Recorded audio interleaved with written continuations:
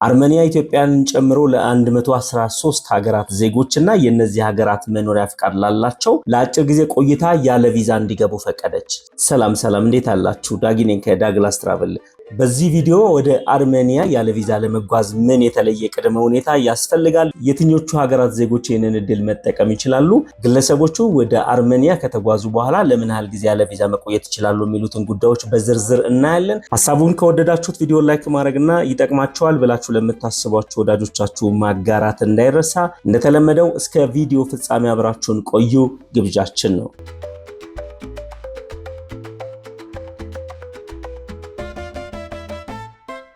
መግቢያችን ላይ እንዳነሳ ነው በዛሬ ቪዲዮ ለማየት የምንሞክረው የአርሜኒያ መንግስት ያለ ቪዛ እንዲገቡ ከፈቀደላቸው 113 ሀገራት መካከል አንደኛዋ ኢትዮጵያ ናት።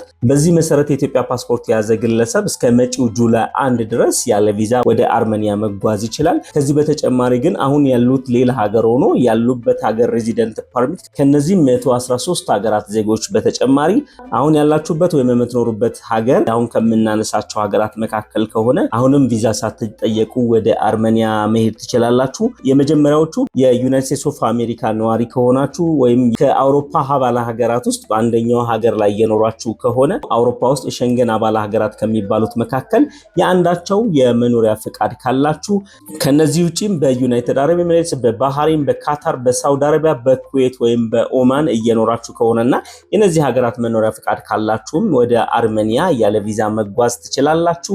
አርሜኒያ ከሄዳችሁ በኋላ ያለ ቪዛ ምን ያህል ጊዜ መቆየት ትችላላችሁ የሚለውን ጉዳይ ስናነሳ አንድ ግለሰብ ወደ አርሜኒያ ያለ ቪዛ ከተጓዘ በኋላ ማክሲመም መቆየት የሚችለው ለ180 ቀናት አሊያም ለ6 ወር ነው። ይህ የ6 ወር ቆይታ በአንድ ዓመት ውስጥ መጠናቀቅ ይኖርበታል። ወደ አርሜኒያ ተጓዛችሁ መቆየት ያሰባችሁት ከ6 ወር በላይ ከሆነ ቋሚ የመኖሪያ ፍቃድ ወይም ደግሞ ቪዛ ያስፈልጋችኋል። ስለዚህ ከ6 ወር ላልበለጠ ጊዜ ወደ አርሜኒያ ተጓዛችሁ መጎብኘት አሊያም ደግሞ መቆየት ትችላላችሁ። ይህንን እድል በብዛት ይጠቀሙበታል ተብለው የሚታሰቡት ብዙ ጊዜ ትራቭል የሚያደርጉ መንገደኞች፣ ቱሪስቶች፣ እንደ ቤተሰብ ሆነው ለጉብኝት የሚሄዱ ግለሰቦች፣ ለቢዝነስ ትራቭል የሚያደርጉ ግለሰቦች እና ሌሎችም ይህንን እድል ይጠቀሙበታል ተብሎ ይታሰባል። በአርሜኒያ ሚኒስትሪ ኦፍ ፎሬን አፌርስ የሚባለው ባለስልጣን እንደገለጸው በሬዚደንት ፐርሚት ያለ ቪዛ ወደ አርሜኒያ የሚጓዙ ግለሰቦች የሚኖሩበት ሀገር ሬዚደንት ፐርሚት ፊዚካል ካርድ አሊያም ደግሞ ፓስፖርታቸው ላይ የተለጠፈ ስቲከር መሆን ይችላል። በዚህ ፊዚካል ካርድ አሊያም ደግሞ ፓስፖርት ላይ የተለጠፈ ስቲከር ላይ ፊደሎቹ በእንግሊዝኛ ፊደል የተጻፉ መሆን አለባቸው። ስለ ተጓዡ ወሳኝ የሆኑ መረጃዎችን የያዘ መሆን ይኖርበታል። እነዚህም የተጓዡ ስም፣ ዜግነት፣ የትውልድ ቀን እና እንዲሁም ዶክመንቱ እስከመቼ ቫሊድ እንደሆነ በግሪጎሪያን ካሌንደር የተጻፈ ቀን መቀመጥ አለበት። እነዚህ የግለሰቡ ሬዚደንት ፐርሚት ላይ መሟላት የሚኖርባቸው መስፈርቶች ናቸው። ከነዚህ ውጪ ባለው ሁኔታ በሬዚደንት ፐርሚት የሚጓዙ ተጓዦች ሆነው ዶክመንታቸው እነዚህ መሰረታዊና አስፈላጊ ነገሮች የማያሟላ ከሆነ በአርሜኒያ ድንበር ተቆጣጣሪው አካል ቬሪፋይ ተደርጎ መንገደኞቹ ከኤርፖርት ሊመለሱ የሚችሉበት እድል ይኖራል። ስለዚህ በሬዚደንት ፐርሚት የሚጓዙ መንገደኞች እነዚህን ያሟላ ዶክመንት ሊኖራቸው ይገባል። ለአጭር ጊዜ ቆይታ ያለ ቪዛ ወደ አርሜኒያ እንዲገቡ ከተፈቀደላቸው 113 የዓለም ሀገራት መካከል የአፍሪካና የኤዥያ ሀገራት አሉበት። የላቲን አሜሪካና የካሪቢያን ሀገራትም እንደዚሁ በዚህ ዝርዝር ውስጥ ተካተዋል። የተወሰኑትን ሀገራት ለማንሳት ከአፍሪካ ኢትዮጵያን ጨምሮ አልጄሪያ፣ ጋቦን፣ ኒጀር አሉበት። አንጎላ፣ ጋምቢያ እንደዚሁ ከአፍሪካ ሀገራት መካከል ናቸው። ቡርኪና ፋሶ፣ ቦትስዋናና ሩዋንዳም ተካተውበታል። ከሰሜን አፍሪካ ቱኒዚያ፣ ግብጽ፣ ሞሮኮ ይገኙበታል። ወደ ኤዥያ ስናልፍ ታይላንድ፣ ፊሊፒንስ እና ስሪላንካ ከነዚህ ሀገራት መካከል ናቸው። ማሌዥያ፣ የመንና ሊባኖንም ከኤዥያ ሀገራት መካከል ለአጭር ጊዜ ቆይታ ያለ ቪዛ ወደ አርሜኒያ እንዲገቡ ከተፈቀደላቸው ወይም ደግሞ ቪዛ ከተነሳላቸው ሀገራት መካከል ይገኙበታል። እንዲሁ ከላቲን አሜሪካና ከካሪቢያንም የተለያዩ ሀገሮች በእነዚህ ዝርዝር ውስጥ ተካተዋል።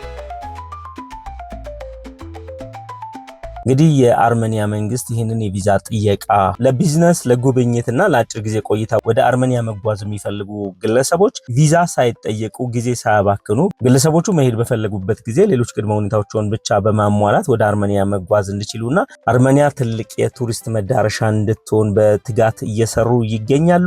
የተለያዩ ሀገራት ዜጎች ከቪዛ ነፃ ወደ አርሜኒያ መጓዝ እንዲችሉ መደረጉ ለሀገሪቷ ትልቅ ኢኮኖሚና የቱሪዝም ምንጭ ይሆናል ተብሎ ይታሰባል። ይህንን እድል በመጠቀም በሚሊ በሚሊዮኖች የሚቆጠሩ የተለያዩ ሀገራት ዜጎች ወደ አርሜኒያ እንደሚጓዙም የሚጠበቅ ጉዳይ ነው። ከዚህ በተጨማሪ ቪዛ ያለ መጠየቋና ብዙ ሀገራት ከቪዛ ነፃ ወደ አርሜኒያ እንዲገቡ ማድረጓ የሀገሪቷን ከሌሎች የዓለም ክፍሎች ጋር ያላትን ግንኙነት ከፍ ያደርግላታል። የራሷ ዜጎችም ወደ ተለያየ ሀገር ለንግድ ለስራና ለቱሪዝም በሚጓዙበት ጊዜ እንዲህ አይነት ፋሲሊቲዎችን ሊያገኙ የሚችሉበት እድል ከፍ እንደሚል ነው የሚጠበቀው። እንግዲህ የአርሜኒያ መንግስት እነዚህን ጥቅሞች ታሳቢ አድርጎ ነው 113 የዓለም ሀገራት ከቪዛ ነፃ እንዲገቡ የፈቀደው። አርሜኒያን ቱሪዝም ኮሚቴ የሚባለውን የመንግስት ቢሮ የሚመሩት ላውዘን ጂቮርጂያን እንዳሉት ይህንን ውሳኔ ስንወስን አንድም በተለያየ ዓለም ላይ ለሚኖሩ ተጓዦች ጥሪ እያቀረብን ነው፣ በሌላ በኩል ደግሞ አርሜኒያ ለየትኛውም ሀገር ዜጋና ግለሰብ እንኳን ደህና መጣችሁ ብላ በሯን ክፍት አድርጋ ያላትን ባህል፣ ጂኦግራፊና የተፈጥሮ ሀብት ለማስጎብኘት ዝግጁ እንደሆነች ለማመልከት ነው ሲሉ ሀሳባቸውን ሰንዝረዋል።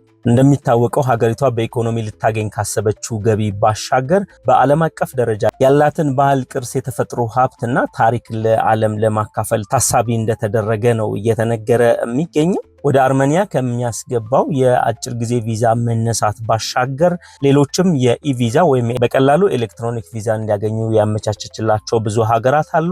ይህንን ኤሌክትሮኒክ ቪዛ እንዲያገኙ የተፈቀደላቸው ሀገራት ኤሌክትሮኒክ ቪዛቸውን እንዴት አድርገው ማመልከት እንደሚችሉ አስቀምጠዋል።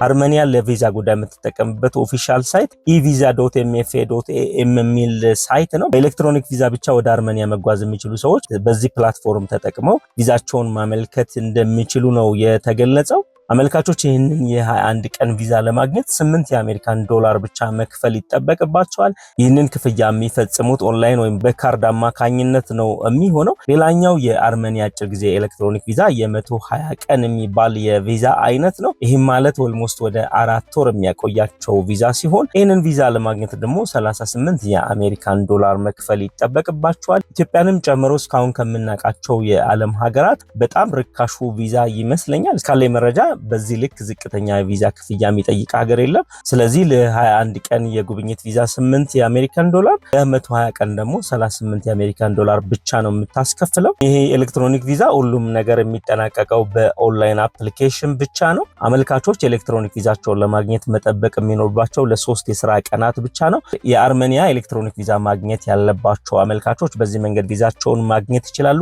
እንግዲህ የአርሜኒያ መንግስት ለ113 ሀገራት ዜጎችና በተወሰኑ ሀገራት ለሚኖሩ ሬዚደንቶች ለአጭር ጊዜ ቆይታ ያለ ቪዛ ወደ አርሜኒያ እንዲገቡ የፈቀደበት መረጃ ይህንን ነው የሚመስለው። ከዚህ ጋር በተገናኘ ሀሳብ፣ ጥያቄና አስተያየት ካላችሁ ኮሜንት ሴክሽኑ የእናንተ ነው። ከዚህ ባለፈ ደግሞ ዲስክሪፕሽን ቦክስ ላይ የተለያዩ ሶሻል ሚዲያ ሊንኮቻችን አሉ። በዛ መንገድ ሀሳብ አስተያየታችሁን ልታጋሩን ትችላላችሁ። ሀሳቡን ከወደዳችሁት ቪዲዮ ላይክ ማድረግና ይጠቅማችኋል ብላችሁ ለምታስቧቸው ወዳጆቻችሁ ማጋራት እንዳይረሳ።